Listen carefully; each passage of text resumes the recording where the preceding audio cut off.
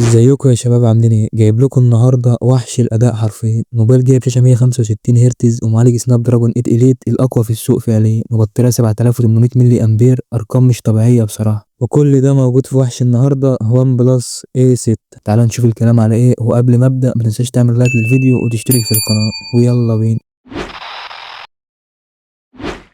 تعالى نبدأ بالتصميم، وأول حاجة هتلفت نظرك هي مسكة الموبايل. الموبايل ضخم شوية، سمكه حوالي 8.3 مللي ووزنه حوالي 213 جرام، يعني تحس بفخامة وتقل الجهاز في إيدك. وبصراحة لازم يكون تقيل لأن اللي فيه مش شوية. الموبايل جايب ظهر من الإزاز وإطار من الألمنيوم مخلي شكل الموبايل رايق أوي. الموبايل ملمسه فخم كده ومسكته بريميوم أوي. وعاوز أقول لك إن الموبايل مقاوم للماء والغبار بريتنج اي بي 68 و69 و69 كي، يعني مفيش كلام بعد كده. هيتحمل معاك بقى مية، تراب، بخار سخن، دايس معاك في أي حاجة. وبصراحة الموبايل مش جاي يهزر خالص، بس لو بتحب الموبايل يكون خفيف فالموبايل هيضايقك لأنه تقيل شويتين. بس من الآخر تصميم محترم، خامات رايقة أوي، ومفيش بعد كده.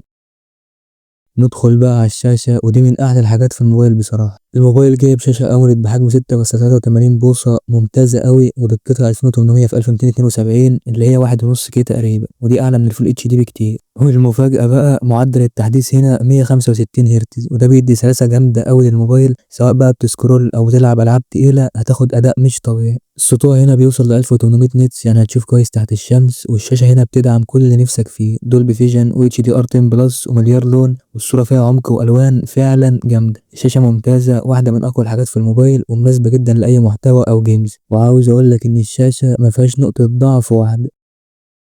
تعالى بقى نروح لأكتر حاجة الناس بتسأل عليها، وهي أهم حاجة في أي موبايل فعلا: المعالج والأداء. الموبايل جايب معالج سناب دراجون 8 إليت، المعالج اللي حرفيا مكسر الدنيا دلوقتي بتكنولوجيا 3 نانو، استهلاك قليل وسخونة أقل. الموبايل بيشغل كل الألعاب على أعلى إعدادات من غير ما تحس بتهنيج نهائي. الموبايل بيجي ب 12 أو 16 جيجا رام، والتخزين لحد 1 تيرا من نوع يو اف اس 4.1، أسرع تخزين موجود حاليا. وبيجي بنظام اندرويد 16 مع واجهة كولر او اس 16، والواجهة سلسة وما فيهاش تهنيج نهائي. ومن الاخر ده اداء فلاج شيب جبار، بيشغل اي حاجة، وده واحد من اقوى اسباب انك تفكر تشتري الموبايل ده.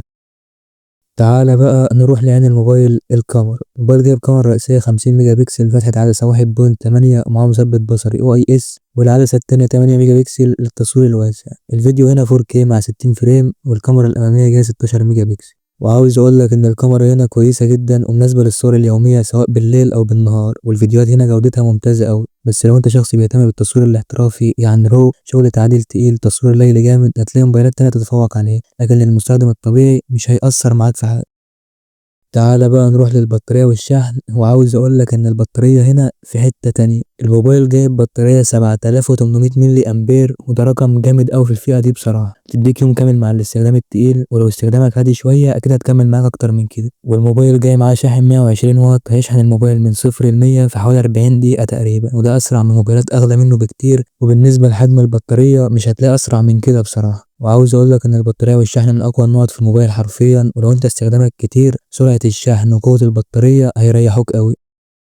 تعالى بقى نروح لشويه الحاجات اللي فاضله معانا: الصوت والبصمه والشبكات. عندك سماعات ستيريو صوتهم عالي وواضح، بصمه تحت الشاشه سريعه قوي، واكيد الموبايل بيدعم ال 5G. وطبعا مش عايز اكلمك عن قوه استقبال الواي فاي. وعايز اقول لك ان مفيش حاجه ناقصه، كل حاجه موجوده ومظبوطه قوي. وعاوز اقول لك في النهايه، لو انت عايز اداء قوي وشاشه ممتازه وبطاريه مرعبه وشحن سريع، يبقى الوان بلس اي 6 اختيار ممتاز قوي ليك. وبس كده، متنساش تعمل لايك للفيديو وتشترك في القناه وتقول لي رايك في التعليقات. سلام.